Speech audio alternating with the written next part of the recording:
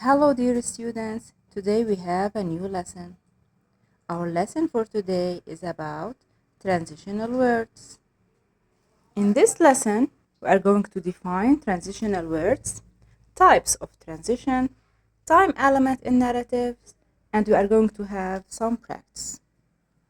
Let's look together at the following paragraph. Can you guess the missing words? We have three missing words. The first word starts with F, the second word with T, the last word with L. So let's see the words. The first word is first, since it tells about the first thing that happened in the story. The second word is then. Then means the next thing that happened in the story. The last word here is lastly. This means this is the last action that happened in the story. So, the transitional words are like traffic signs. These words tell the reader when to go forward, slow down, turn around, and stop. In paragraphs, they guide the reader from one idea to the next. That's why they are used in arranging events in chronological order. Transitions act like bridges.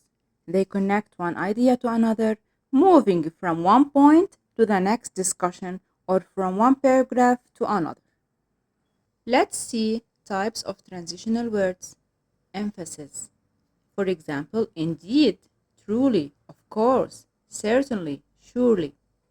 Transitional words for time. For example, before, then, once, next, last, at last. To illustrate, we can use for example, for instance, namely, to illustrate, in other words. If you want to add another thing, we can use and, in addition to, furthermore, moreover, besides. If you want to write about a contrasting ideas, we can use but, however, nevertheless, in spite of, on the other hand. If you are talking about similarities, we can use similarly, likewise, in like fashion, in like manner, as well as. We use transitional words to indicate sequence or order. In my writing, if I want to start at the beginning, I can say first, once upon a time, at the beginning. When I'm writing the middle, I can use second, next, then. And when I finish writing and I want to write my ending, I can write finally, in the end, at last.